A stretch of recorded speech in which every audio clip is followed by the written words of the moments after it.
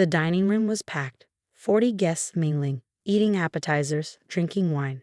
Mom's annual spring party. I was standing near the buffet when she clinked her glass. Everyone turned to listen. "Before dinner, I want to share something hilarious," she said, gesturing toward me with her wine glass. "My daughter went to another doctor this week. That's 3 new specialists this month." Polite laughter from the guests. "Such a hypochondriac," Mom continued. "Always something wrong. The doctors never find anything because there's nothing to find." The laughter grew louder. My aunt nodded. Several of Mom's friends exchanged glances. "Last month it was fatigue. This month it's joint pain. Next month, who knows?" Mom paused. "Maybe she'll discover some rare disease from her trip to the grocery store." The room roared with laughter. I felt my phone vibrate in my pocket.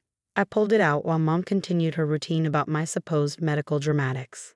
The notification was from my insurance company's app. Prior authorization request pending review for Julia Thompson. Patient relationship, dependent. I opened the full notification. Oncology services. Chemotherapy treatment protocol. Estimated cost, $84,000 for the first round. Authorization required from policyholder. Mom needed cancer treatment, and she needed my approval to get it covered by insurance. I looked up. She was still talking. Something about how I'd missed Christmas last year because of a mysterious illness that cleared up right after the holidays. "Funny timing," I said, my voice cutting through the laughter. The room went quiet. Everyone turned to look at me. "Your cancer treatment authorization just came through," I continued. "It needs my signature, as the primary policyholder." Mom's face went white. The guests looked confused, then uncomfortable. "We'll discuss this later," Mom said quickly. "Sure. After you finish telling everyone how I make up illnesses for attention." I picked up my purse. "Enjoy the party." I walked out. The phone call started within an hour. My father called first. "You can't just announce your mother's medical information like that." She wanted to keep it private. "She was announcing my medical information," I said, "to 40 people, calling me a hypochondriac while I actually have autoimmune arthritis. But her cancer is private." "That's different. She's actually sick." "So am I, Dad. I have documentation, diagnoses, medication." "But she spent 5 years telling everyone I'm faking." "Just approve the insurance authorization. Don't make this difficult." "I'll think about it." I hung up. The backstory was complicated. I graduated college and started working at a tech company with excellent benefits. At 23, I had comprehensive health insurance. Mom lost her job that same year, downsized at 54. Dad's insurance had high deductibles and poor coverage. I added her as a dependent on my policy. My company's plan allowed it. I was helping my mother. That was 7 years ago. In those 7 years, I developed autoimmune arthritis, joint pain, fatigue, inflammation. I finally got diagnosed at 26, started treatment, learned to manage a chronic condition. And through all of it, Mom told everyone I was a hypochondriac, that I was dramatic, that doctors were humoring me. She said these things while using my insurance, while I paid the premiums, while I covered her because she couldn't afford her own coverage. I'd offered to show her my medical records. She refused. "I don't need paperwork to know my own daughter," she said. Now she had cancer, stage 2 breast cancer, treatable. Good prognosis with proper treatment, but expensive, easily $200,000 over the course of treatment. Without insurance, it would bankrupt her. With my insurance, the out-of-pocket maximum was $8,000. All she needed was my signature. My sister called next. "Mom's crying. She's terrified about the cancer, and now she's terrified you won't approve the treatment." She called me a hypochondriac in front of 40 people, while I actually have a diagnosed medical condition. But that was before she knew. Before she knew what? That I was telling the truth? She's had my diagnosis for 3 years. She's chosen not to believe it. This is life or death. You can't play games with her cancer treatment. I'm not playing games. I'm thinking about whether I want to continue providing insurance coverage to someone who publicly mocks my illness. "You're being cruel."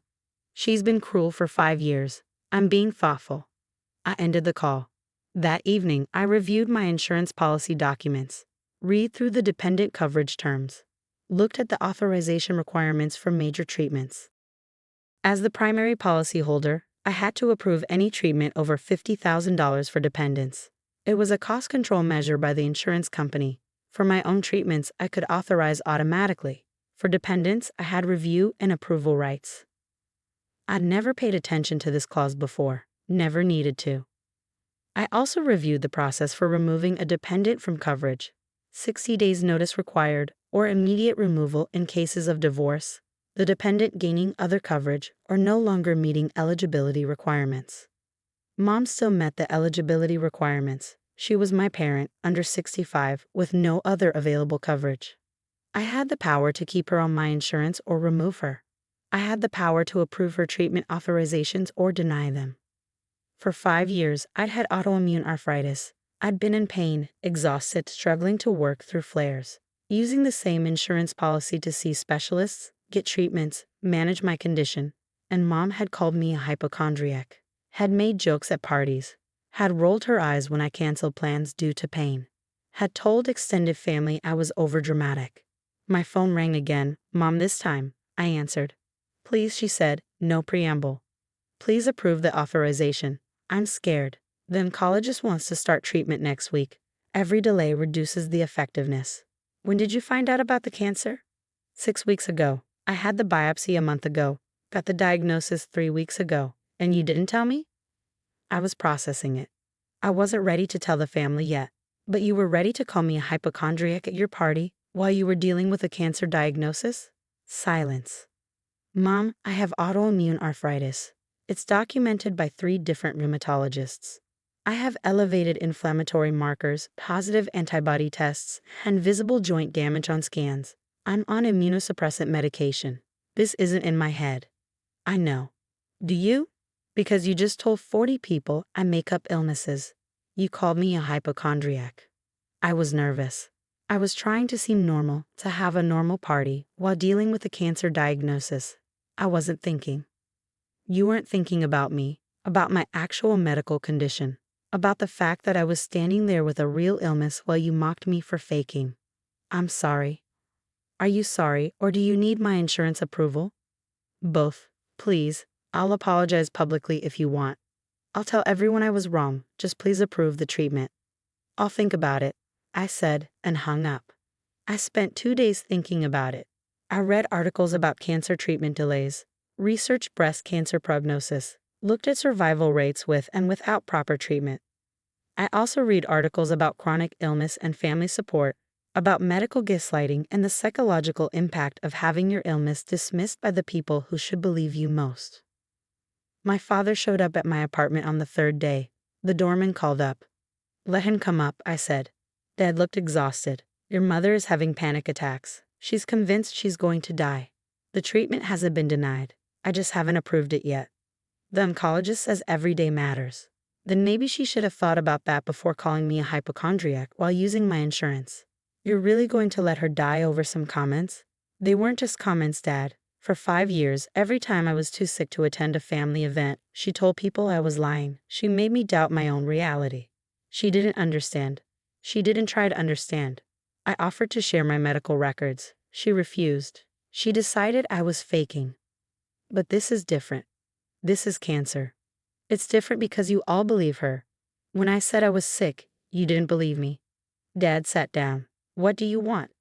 I want acknowledgement. I want her to admit publicly that I have a real medical condition, that she was wrong. And if she does that, you'll approve the treatment? I'll consider it. Consider it? Her life is at stake. My quality of life has been at stake for 5 years, but that didn't matter to any of you. Dad left looking defeated. That evening, I received an email from Mom. I'm writing this because I need you to understand what I'm asking for. I have stage 2 breast cancer, triple negative, which is more aggressive. The oncologist wants to start chemotherapy immediately, followed by surgery, then radiation. The treatment plan is intensive and has significant side effects, but it offers an 85% 5-year survival rate. Without treatment, the survival rate drops to 30% at 5 years. I need your approval for the insurance authorization. I know I've hurt you. I know I didn't believe you about your illness. I was wrong. But I'm begging you not to let your anger at me prevent you from approving the treatment that could save my life. Please?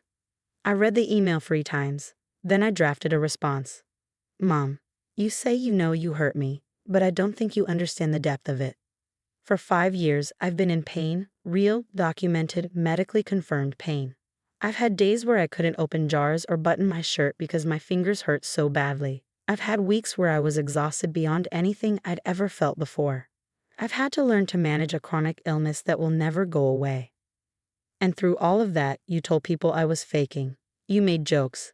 You rolled your eyes. You made me feel like I was crazy. When I was diagnosed and showed you the medical records, you said doctors were too quick to diagnose things these days. When I explained my medication, you said pharmaceuticals were a scam. When I missed family events due to flares, you told people I was being dramatic. At your party 3 days ago, you called me a hypochondriac in front of 40 people. You made my illness entertainment. You laughed about it. You did this while enrolled as a dependent on my insurance policy, while I paid the premiums that cover you, while using the same insurance system I use for my treatments. Now you have cancer. You need treatment.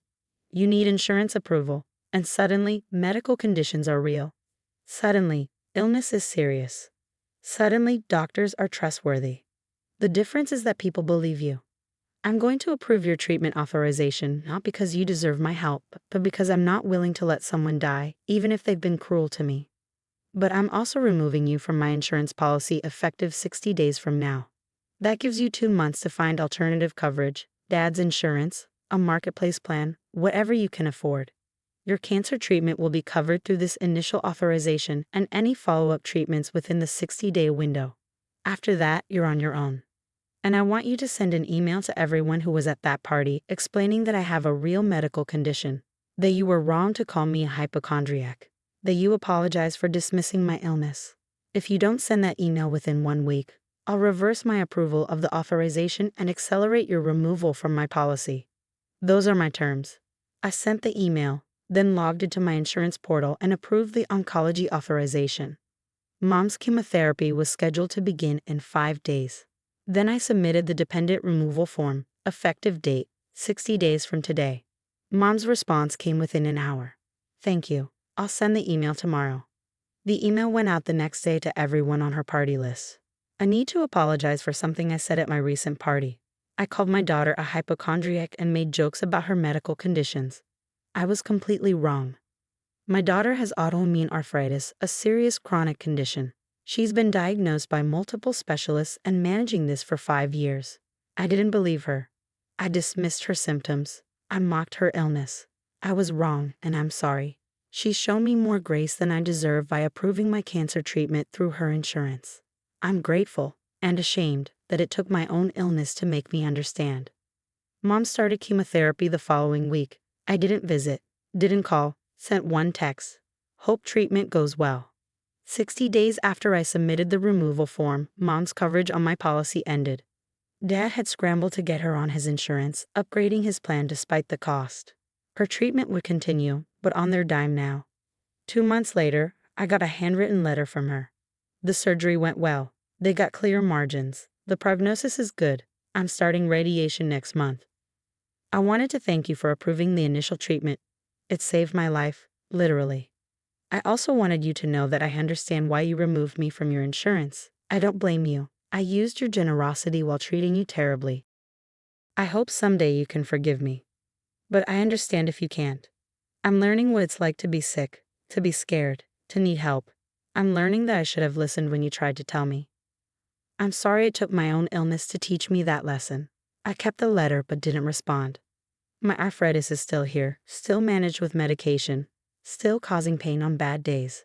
The difference is, I've built a support network of people who believe me, friends who understand when I need to cancel plans, a support group for people with chronic illness, a therapist who specializes in medical trauma. I don't need my mother's validation anymore, but it would have meant something if she'd offered it 5 years ago. Sometimes people only understand pain when they experience it themselves. Sometimes that understanding comes too late to repair the damage they've caused. I saved her life by approving her treatment, but I saved my own life by removing her from my insurance and from my daily existence. Both decisions were necessary. Only one of them made me feel guilty. I'm learning to live with that. My name is Kelly. I'm 29 and work as a civil servant. My younger brother Steve is 22 and recently graduated from university. He loves to boast about how his company is more prestigious than the rural city office where I work. Must be Dad's genes, right? He often jokes, reminding me of our father's career at a major corporation. Steve is the biological child of both our mother and her second husband, our father. I, however, am the child of my mother and her first husband. Despite this, our father never treated me any differently, raising me with love and care after my biological father abandoned us when I was little. To me, the man who stepped in to parent me is my real dad. When we were kids, Steve never mentioned our different parentage. But everything changed when I was 19 and he was still in middle school. Our mother died in a car accident. Devastated and unable to process his grief, Steve directed his anger at me. At the funeral, he screamed through his tears, "Why did Mom have to die? It should have been you. No one would care if the step-sibling were gone." His words shattered me. I wanted to defend myself, but before I could, our father, who was usually calm, roared at him with uncharacteristic fury. I stayed silent, but the damage was done. From that moment, my affection for Steve crumbled. After our mother's death, my relationship with Steve continued to spiral downward. Initially, he tried to compete with me academically but fell short of his ambitions, failing to get into his first-choice schools for both high school and university. As I became a full-time employee, Steve remained a part-time worker, unable to out-earn me. He could have excelled in sports or the arts, but fear of failure stopped him from trying. Instead, he latched onto the one thing he believed gave him superiority: bloodlines. He started to mock me relentlessly, claiming that as the real child of our father, he had a higher standing than me. At first, I thought it was misplaced grief, but as he grew older, his belief solidified. He began to treat me as if I were an outsider in our own family. Exhausted by his provocations, I distanced myself. When Steve decided to commute to university from home, I moved out and got my own apartment. Visits to our family home were carefully coordinated with Dad to avoid running into Steve. 4 years later, Steve graduated and landed a job at a local company with a solid reputation. I had even bought him a tie as a graduation gift. But when we spoke, his familiar arrogance resurfaced. "Of course, I got a job at a much better place than the city office you work at," he bragged. "It's in my blood after all." I decided against giving him the gift. Not long after, our father suddenly fell ill and passed away. The news was devastating. I had spoken to him the night before, and everything had seemed normal. His passing was so sudden that I didn't even get to say goodbye. At the funeral, I served as the chief mourner. Dad had left detailed arrangements, which made everything seamless, except for one thing: the inheritance.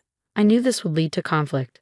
When the day came to discuss Dad's estate, Steve arrived late, over 30 minutes, and didn't bother to apologize.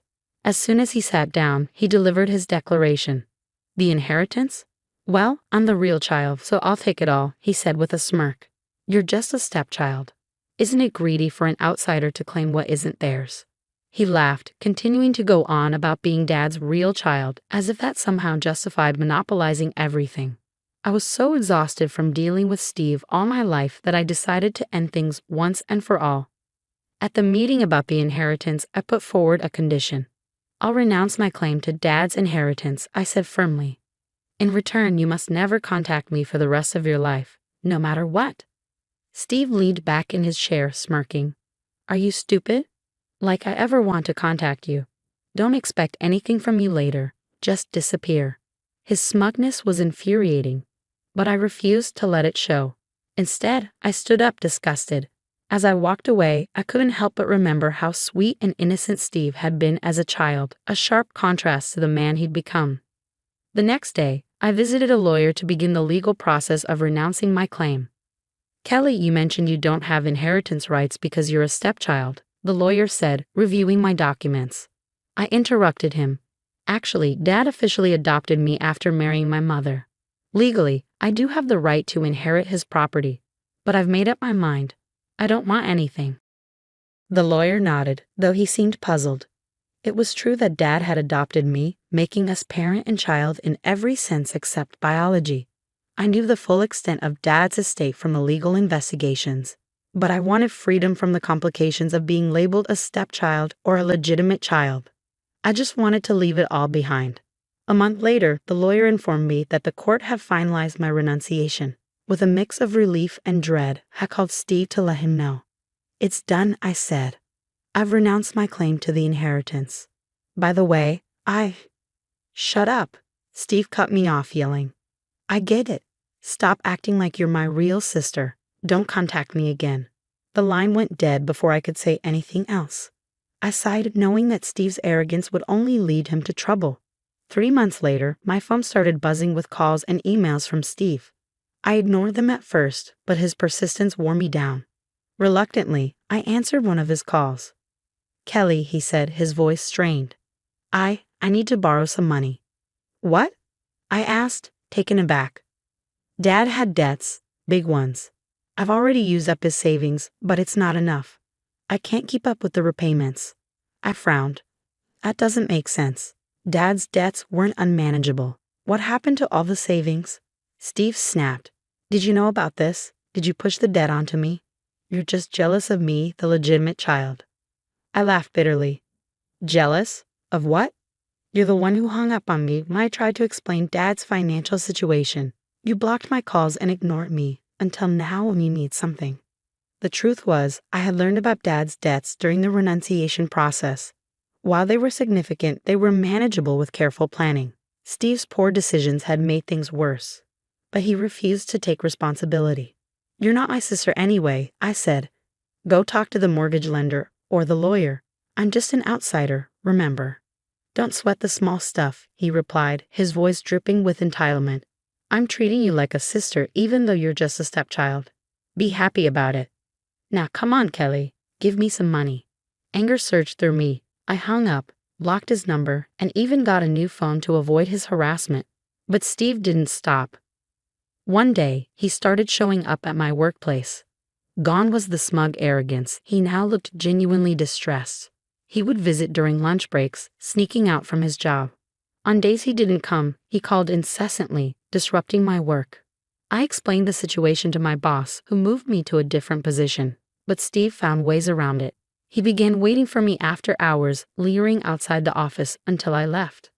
One evening, I found him in the parking lot. Furious, I marched up to him. "Stop it already," I snapped. "Don't cause trouble here." At work, Steve confronted me again. "I told you to consult the loan institutions and the lawyer," I said, exasperated. He dropped his pretense of politeness, crossing his arms with anger simmering in his voice. "I already did. The group credit life insurance means I don't have to pay for the house anymore.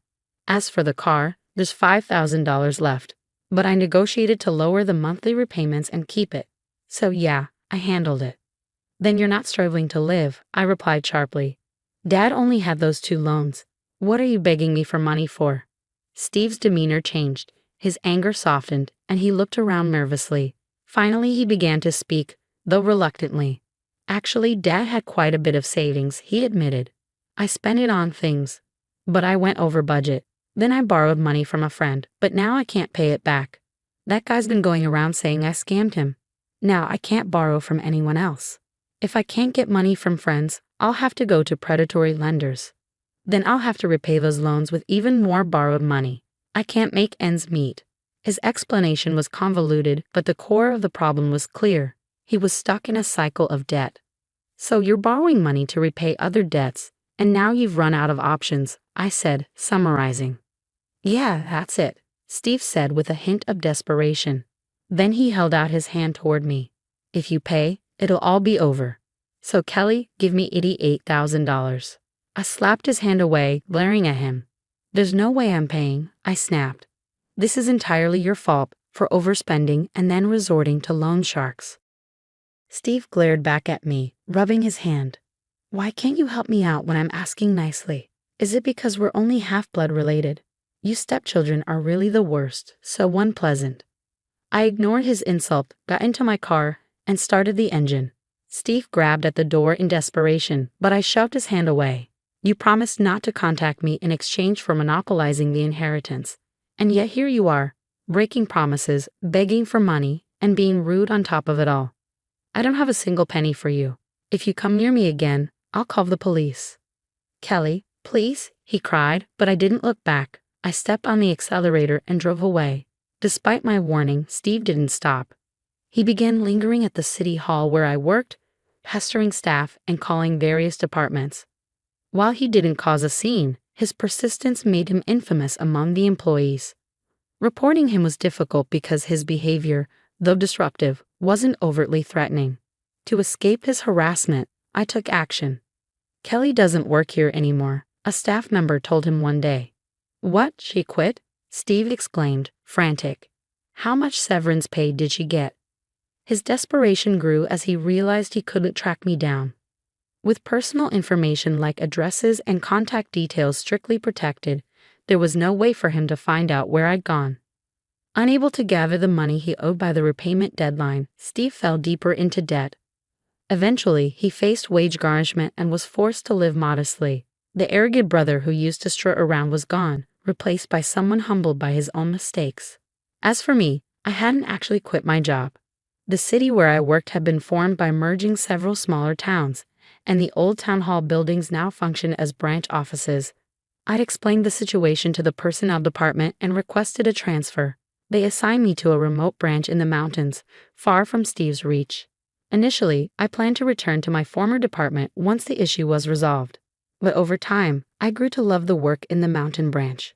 With fewer residents and a constant need for staff, I felt more connected and useful to the community. The kindness of the residents here softened the sadness of losing both my parents. I still carried that grief with me, but at least I was free from the complications of being labeled a legitimate or stepchild and from the burdens of a toxic family dynamic. Hazel. Hazel, are you kidding me? It's the 25th. It's your payday, right? Where is the money? Answer my calls now. Don't ignore your mother. Hazel. Sorry, Mom. My payday was changed to the 15th. Eleanor. What? Are you serious? That's more than half a month away. Do you think I can wait that long? How are we supposed to live without your money? You have savings, don't you? Stop making stupid excuses and transfer the money ASAP. Hazel. I'm sorry, Mom. If I send you the money now, I won't be able to make ends meet. Eleanor. I don't care. Did you forget about Madison? She's still in high school, and it'd be a pity if we couldn't pay her tuition. Oh, and by the way, Madison and I are planning a trip in June. We need $1,000 for that, so make it $2,500 this time. You better transfer the money by tomorrow, or you know what will happen. Hazel. But I have student loans to pay too. I can't manage that much, Mom. Eleanor. Shut up. Don't make excuses. I told you to work after high school, but you chose to go to college, not me. Stop being selfish and think about your family for once. If you don't send the money by tomorrow, you know what'll happen to Pearl. Hazel. Please, Mom, don't hurt Pearl. Eleanor. Then make sure I get the money tomorrow morning. I call her Mom, but Eleanor is actually my stepmother. Madison is her daughter, my half-sister. Pearl, on the other hand, is my blood sister. Our father died in an accident when I was old enough to start working. Since then, Eleanor's treatment of Pearl and me has been completely different. She used up all the money our father left for us, and when that ran out, she began using Pearl's safety as leverage to force me to support her financially. One day, Pearl reached out to me. Pearl, sis, it's me. I need to talk to you. Hazel, Pearl, I've been waiting for you to message me, calling my company to ask for my contact info. That was bold. Pearl, good thing I remembered your company name. It was easy to find online. I just didn't think of it sooner. Hazel, it's okay. Is everything all right? Pearl, not really. Mom doesn't want me to go to college. She says I have to work after high school. She's already talked to someone who owns a nightclub about me working there. Hazel, a nightclub? She's serious? I can't believe this. I should have never left you behind. Pearl, sis, don't blame yourself. You went to college to get the job you always dreamed of, right? None of this is your fault. It's all Mom's. Hazel. Pearl, I'm so sorry. I promise I'll help you. Pearl, I can't take it anymore. Hazel, I'm leaving. I don't care if I can't go to college. I'll find a job on my own. But I'm not working at that nightclub. Hazel. Pearl, listen to me.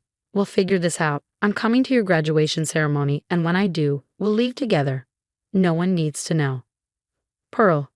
Mom and Madison are going on a trip that day. It's the perfect chance. Hazel. All right, stay strong until then. We'll get through this together. On the day of Pearl's graduation, everything went according to plan. I had already prepared a place for her to stay with me. After the ceremony, we packed her things and left quietly.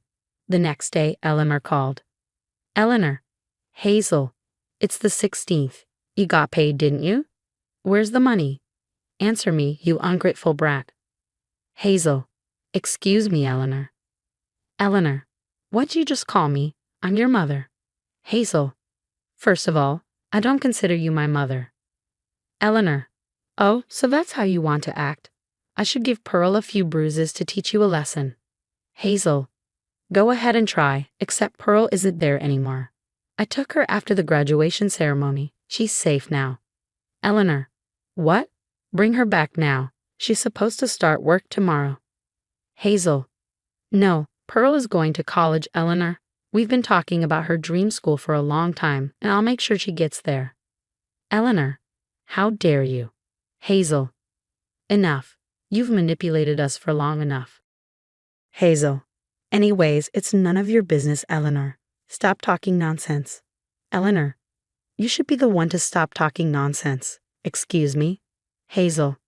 Pearl is with me now, so your blackmail doesn't work anymore. We don't have to deal with your insanity ever again. Eleanor. What the hell? Are you seriously abandoning your mother and your precious sister? We're your family. Do you think you can talk like that to your family? Hazel. Family? Let me make something clear. I only have one mother, the one who gave birth to me. And my precious sister, that's Pearl. You and Madison, you're just strangers to me. How can you act like a mother after treating us so horribly? I'm honestly questioning your sanity. Eleanor. If that's the case, I'll go to your office. You know what I'll do? I'll tell everyone there that you're a selfish piece of trash who abandoned her mother and sister. Hazel. Oh really? Do you even know where I work? Eleanor. Of course I do. It's that manufacturing company near the college you went to, right? Hazel. No, I left that job a long time ago. Actually, that company went bankrupt shortly after I started working there. I got a new job right away, but Dad passed away right after that, and everything got so chaotic, I forgot to tell anyone except Pearl. Eleanor. Is that so? Hazel. Yes, I moved to a different place for my new job, and I didn't tell you because I knew you wouldn't care. Honestly, I'm relieved. If I had told you, I'm sure you would have done something crazy. Oh, and by the way, I've gone through the proper channels to ensure you won't know where I live. Eleanor. What? What are you talking about? Hazel. In other words, I'm not going to send a single penny to you or Madison. You're on your own now. Eleanor. What? What about Madison's tuition? Her living expenses? Hazel. Not my problem. Pearl and I finally broke free from our toxic life with Eleanor. A former classmate told me later that Eleanor and Madison ended up in a pitiful situation. Madison had to drop out of high school because Eleanor couldn't afford her tuition, and she was forced to work part-time. Eleanor, on the other hand, refused to work at all, and their relationship became strained. As for Pearl, she moved in with our uncle and his wife, who were instrumental in helping us escape. Although she missed the college admissions deadline that year, she got accepted into her dream school the following year. Pearl is now thriving as a student, living a life full of happiness and independence. I couldn't be prouder of her. As for me, my life took a turn for the better. I met the love of my life at work. He used to be my boss. Now, we're engaged and planning our wedding. I'm finally building the happy family I've always dreamed of. Second. Stella. Hey Mom. I've been trying to contact you, but you're not answering. I just saw the mail you sent me. Can you explain this? Mother-in-law. Oh, you finally got it. There's nothing to explain, dear. It says exactly what it means. I want you to divorce my son. That's all. Stella. Divorce? I'm pregnant with Daniel's child. I can't even reach him now. Can we at least talk about this? Mother-in-law. What's there to talk about? I've already sent you the divorce papers he signed. Oh, and those photos of Daniel and his new girlfriend, did you see them? That beautiful young lady is his soon-to-be wife. You should accept the divorce and let him be happy. Stella. This is too much. How can I accept this one-sided divorce? This is a private matter between a husband and wife. We need to discuss it properly. Mother-in-law. Discuss? Sweetheart, while you were off staying at your parents' house for the pregnancy, Daniel moved on. He started a new life with that lovely young woman. Don't stand in the way of his happiness. Stella. This can't be true. Why would he do this? Mother-in-law. Oh, don't blame my son. Blame yourself. It's your fault he cheated. Stella. What? What did I do? Mother-in-law. You kept using your morning sickness as an excuse. You should have been more attentive to your husband. Mother-in-law. You didn't take care of Daniel at all. He was anxious about becoming a father for the first time, and you couldn't even sense it. It's all your fault, got it? Of course, he would dump a cold wife like you. Stella, that doesn't justify him cheating on me, and don't act like you understand the pressure of becoming parents for the first time. I've told you I had severe morning sickness. I was in and out of the hospital. You know that, don't you? Mother-in-law, that doesn't excuse not taking care of my son. He needed love and comfort. Besides, Daniel is the youngest and the only son. His 2 older sisters are already married. You know what I mean, right? Stella, what are you trying to say? Mother-in-law, your baby's a girl, isn't it? We wanted a boy, and here. Stella, what kind of outdated tradition is that? When I told you I was pregnant, you said you'd be happy with either gender. Don't tell me that was a lie. Mother-in-law, I was just saying that to make you happy. Honestly, I wanted a boy. But when I found out it was a girl, I was so disappointed. You're over 30 years old, so Daniel and I decided it would be better to start over with a younger woman. Stella, and what about the baby? You expect me to raise her on my own? Are you serious? Is Daniel trying to escape his responsibility? Mother-in-law, no, that's not what I mean. Of course, Daniel will take responsibility. He'll pay alimony and child support. Just divorce him as soon as possible for his sake. Stella, so just because the baby's a girl, Daniel cheats on me and starts another relationship. He brought her into our house while I was away, and instead of facing me, he sent the divorce papers through you. Is this your explanation? Mother-in-law, pretty much. This is all for Daniel's sake. I hope you understand. Stella, I don't understand any of this, but please give me some time to think about it. Mother-in-law, think about it? What's there to think about? Just submit the divorce papers. Stella, I need to think about my life with my baby. I'd also like to talk to my parents about it. Mother-in-law, oh my goodness, you're so spoiled. You can't even make a decision on your own. Do you need your mommy and daddy to decide for you? Jesus, I was right about the divorce. How could you even say that your son can't even talk to me face to face? He asked you to do it instead. It's not the same thing. Stella, I'll need time to think, okay? My belly is starting to hurt, so if you'll excuse me. Mother-in-law, fine, just make up your mind soon. Oh, and you need to move your stuff out of the house. I feel bad for his new girlfriend, you know. Stella, 2 weeks later. Hey, any updates? It's been 2 weeks, you can't just ignore this. Stella, I was just about to send a message, sorry. I went into labor earlier than expected because of the stress I've been under. I've been in the hospital for a while now. Things have been crazy. But don't worry, my baby and I are fine. We just had a sweet, cute baby. Mother-in-law. Okay, so what about the divorce papers? When are you submitting them? Stella, I've discussed it with my parents and I've decided to accept the divorce. I don't think I can build a happy life with him anymore. I don't care what you think. Mother-in-law. Well, when will you finalize it? What about alimony and child support? Stella, I'll be in the hospital for a while, but I've already contacted a divorce lawyer. She'll be reaching out to you soon. She'll discuss the terms of the divorce, and once both parties agree, I'll sign the papers and submit them. Mother-in-law, this is too much trouble. I wish you could just submit the papers now. Mother-in-law, well, if you're going to accept the divorce, I guess that's good. I don't have much choice but to wait, so I'll wait to hear from the lawyer, right? Stella, yes, she's the best lawyer, and I'm putting my trust in her. Please take her opinion as my decision. Take your time with it. Mother-in-law, I need to hear from Daniel himself. I don't mind if you attend the meeting, but please make sure Daniel and his girlfriend will be there too. Stella, Whatever. I'm sorry, but it's almost time to breastfeed, so if you'll excuse me. Stella. Later. Hello, Mom. My lawyer said she's on her way to Daniel and his girlfriend's place. So please take care of this. Mother-in-law.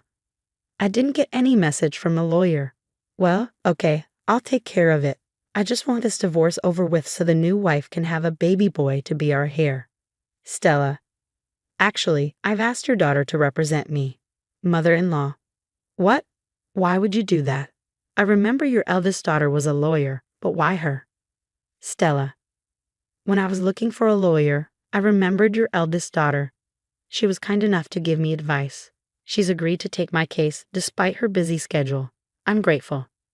I also know Daniel is scared of her, so this is the best choice. She said she'd do her best, so I trust her. Mother-in-law. This is terrible. He left his pregnant wife alone, cheated on her, and now stresses her out with a divorce right before the baby's born. Stella. I agree. And if you're willing to pay alimony and child support, I'm not asking for much. Mother-in-law. Alimony and child support, huh? How much do you want? Stella. I think I should get double the average amount. Mother-in-law. Oh, you're greedy. Stella. It's Daniel's fault. I'm entitled to this much. We've discussed it with my lawyer, and you can get your own lawyer if you want to negotiate a reduction. Mother-in-law. Fine, you just want money. I'll give it to you. But I'll ask for it in one lump sum. Better than my son being with a useless, greedy woman. Stella. Is she even a woman? Mother-in-law. What do you mean? Stella. My lawyer did some investigating. Apparently, Daniel's girlfriend is listed as male in the family register. Mother-in-law. What? You must be mistaken. She's obviously a woman. Stella. Well, maybe she's a woman now, but she was registered as a man. It's possible to change sex legally. This isn't about gender. Daniel's choice is his own. Mother-in-law. Wait. What about our hair? I thought she was a young woman who could have a baby boy. That's why I supported their relationship. Stella. That's not my problem. If she can't have kids, what's the point of any of this? Mother-in-law. Wait a minute. Did you just say she's a man? Stella. Yes. But that's not the real issue here. Mother-in-law. But Daniel's with someone who's not a woman. I thought he wanted a baby boy. Stella. I don't know what to tell you. This is up to him. But if you think he'll come back because of a boy, you're wrong. Mother-in-law. I just realized it was my son's fault. I'm sorry for being hard on you. He feels bad about it too. Can you think about it again? Stella. I'm sorry, but no, I've made my decision. My son deserves better than a man who's caused so much pain. Mother-in-law. But you and Daniel, you're meant to be a family. You can make it work. Stella. No, I'm done. I won't raise my child around someone like him. They'll be a bad influence. I'm going ahead with the divorce. Mother-in-law. Please reconsider. He'll be a father for the first time. He's under pressure. Stella. He can't be the father of my child. I'm moving on. Mother-in-law. But my son is sorry. Please just talk to him again. Stella. No, I've been through enough. If you want to apologize, do it to me. Take responsibility for what you both did. Mother-in-law. Please, I just want to hold my hair. Stella. Thanks to my lawyer's efforts, I managed to get as much alimony and child support as I could. I got the divorce and custody of my son. I'll raise him well, unlike his father. Stella. Afterward, my ex-husband got attached to the person he was cheating with. He quit his job and fell into debt trying to pay me the alimony and child support. I heard Daniel and his mom are now on the run from debt collectors. Good morning, Charlotte. Her mother-in-law's voice chimed over the phone, laced with its usual mix of command and exasperation. We've got a full house at the bed and breakfast today, so I won't be able to do any of the housework. I need you to take care of all the cooking, cleaning, and of the laundry. It's been piling up for 3 days now. And while you're at it, I need you to pick up some things from the store. Morning, Mom, Charlotte replied evenly. I hate to disappoint you, but I'm at work right now. I can't drop everything on such short notice. Her mother-in-law sighed audibly, the kind that screamed frustration. Charlotte, This isn't the first time we've had this conversation. Do I need to remind you of your responsibilities? As the wife of my oldest son, you are expected to contribute to the family business. This is the most exclusive bed and breakfast in the area, and I won't have you prioritizing your job. Charlotte's lips tightened. I'm not sure why you're putting job in quotation marks. My career is just as real as anyone else's, and with all due respect, this is your business, not mine. Her mother-in-law's voice sharpened. Don't dodge the issue. Let me know when you're leaving the office. I'll send you the shopping list. Mom, Charlotte began, keeping her tone calm but firm. I understand running a business like yours is demanding, but it's your job, not mine. I have my own career to manage, and I'd appreciate your understanding. Understanding. Her mother-in-law snapped. What I need is cooperation. Get out of that silly little office and come home. You have responsibilities here. Even if I wanted to, I couldn't, Charlotte countered. I'm out of town on business for the next 3 days. Out of town? Her mother-in-law exclaimed, her voice climbing an octave. How shameless can you be? You're my son's wife. Your only job should be helping me run this bed and breakfast. How else are you going to take it over one day? Charlotte froze. Take it over? What are you talking about? Exactly what I said, her mother-in-law replied, her tone turning icy. When my husband retires, the business will pass to your husband, and you'll inherit the management role from me. This was always the plan. This is the first I'm hearing of it, Charlotte said, disbelief lacing her words. And besides, your husband mentioned he already had someone in mind for the next manager. Yes, you. No, I'm pretty sure that's not the case. Her mother-in-law's voice dropped to a deadly calm. I'd rather not entrust the operations of my beautiful bed and breakfast to someone like you, someone who grew up in poverty. But for some unfathomable reason, my son chose you, so I'll have to make do. Once the travel season ends, I'll put you through hands-on training. Make whatever arrangements you need. Mom, you're being ridiculous, Charlotte said, her patience wearing thin. I have a career, and I'm not giving it up. Then quit. No way. I've worked too hard to get where I am. You're reneging on our agreement. What agreement? We never discussed this. It wasn't a discussion, it was an order. Charlotte sighed deeply. I don't have time for this right now. I have work to do. We'll talk later. Don't you dare hang up. Charlotte ended the call and returned to her work. Later that evening, her mother-in-law called again, her tone colder than ever. Charlotte, explain yourself. A large group just arrived at the bed and breakfast, and you're with them. Oh, that, Charlotte said with a smile in her voice. That's my company. We're on a team retreat. Your company? Yes. We needed a place big enough to accommodate us, and your rates were perfect. Thanks for hosting us. Her mother-in-law sputtered. I don't believe this. You're shameless. And you've just proven why I've decided to give the manager position to Miriam, my other son's wife. Charlotte raised an eyebrow. Miriam, she agreed to take over. Charlotte stepped into the lobby, her calm demeanor in stark contrast to the storm brewing behind her mother-in-law's eyes. So I gave them a month, her mother-in-law began, a sharp edge to her tone.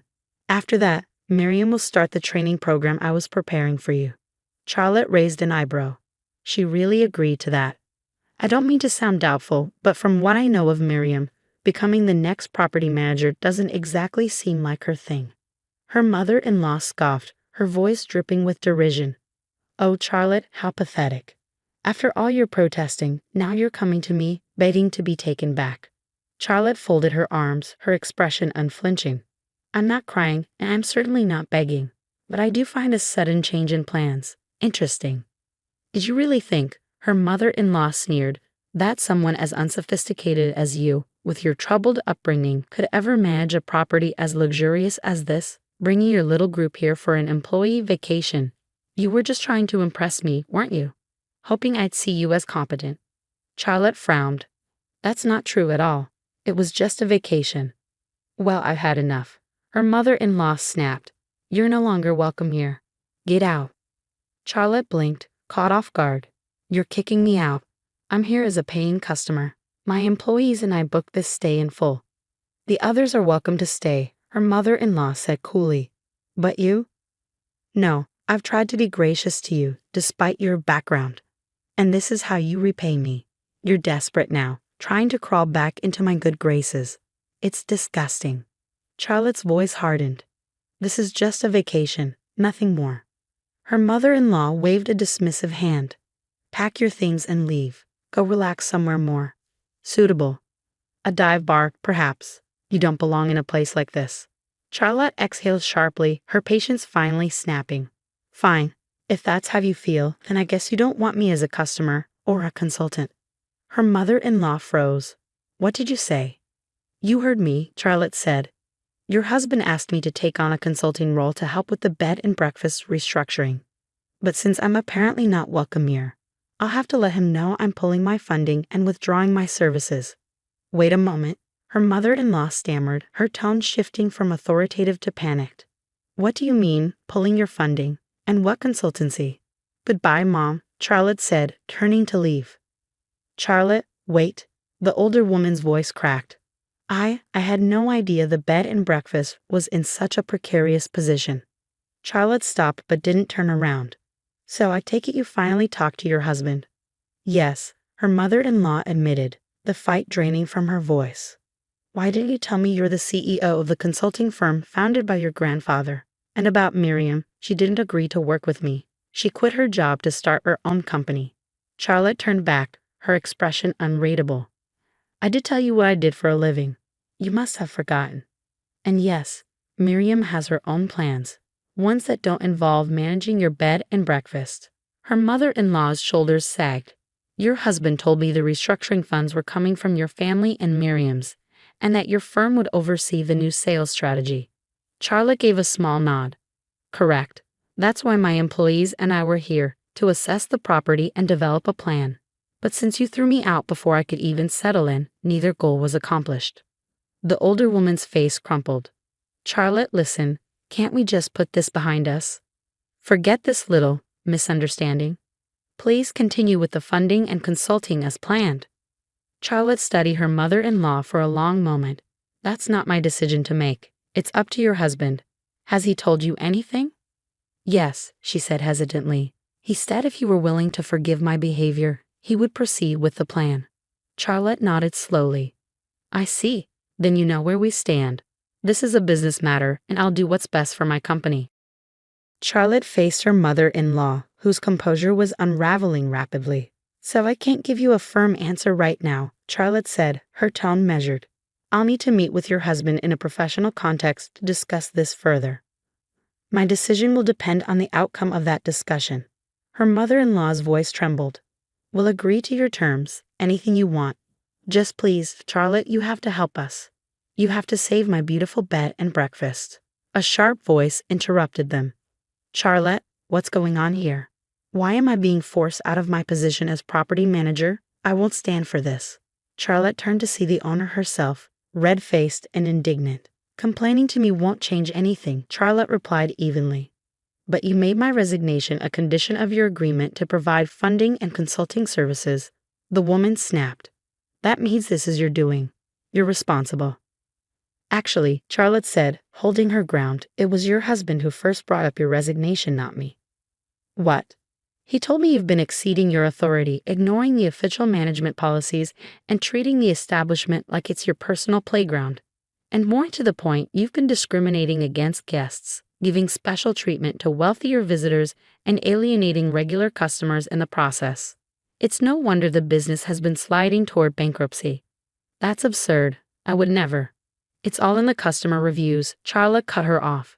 They've been piling up on travel websites, with guests calling out your treatment of them as the main reason they'll never return. Her mother-in-law's face drained of color, but she pressed on. You need to tell me this. This was all my fault. Charlotte folded her arms. If you look at the numbers, yes. Any strategy for saving this business had to include addressing the root of the problem. You. Without that, nothing would work. I refuse to accept this, she declared, her voice shaking. I won't step aside. Who could possibly run this place better than me? Charlotte raised an eyebrow.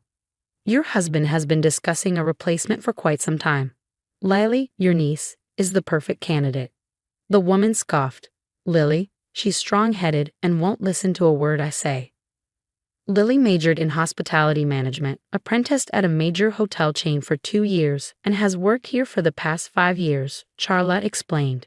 She's taken on more and more responsibilities each year, to the point where she's essentially been doing as much work as you for the last 2 years. In my professional opinion, she's more than qualified to take over. Her mother-in-law stared at her, stunned. No, never. If Lily takes over, my husband said I'd be reduced to working as a maid. I couldn't bear the humiliation. Charlotte's tone softened slightly but remained firm. What's more humiliating, working as a maid or continuing to drive this business into the ground because you refuse to change? The choice is yours, but understand this: your husband, as the owner, has the final say. Her mother-in-law's shoulders slumped. But this isn't fair. I didn't do anything wrong. Then take it up with him, Charlotte said. As a consultant, I'm here to provide professional advice, not make decisions. And if I may offer personal advice, I'd suggest swallowing your pride. Your husband has brought up the possibility of divorce, and it's not too late to save your marriage and your dignity. The maid position is still on the table. Tears filled the older woman's eyes, but she shook her head. No, I won't. Charlotte glanced at her watch. I have work to do, if you'll excuse me. She turned and left, leaving her mother-in-law standing alone. In the days that followed, her mother-in-law refused to compromise. True to his word, her husband finalized the divorce and offered her the maid position one last time. She declined and returned to her hometown, moving in with relatives. She searched for work in the hospitality industry, touting her experience running a bed and breakfast. But when interviewers questioned why she left her previous role, her vague answers raised suspicion.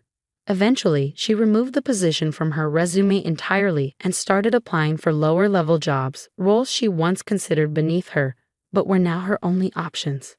Meanwhile, under Lily's management and Charlotte's guidance, the bed and breakfast flourished, becoming more successful than it had been in years.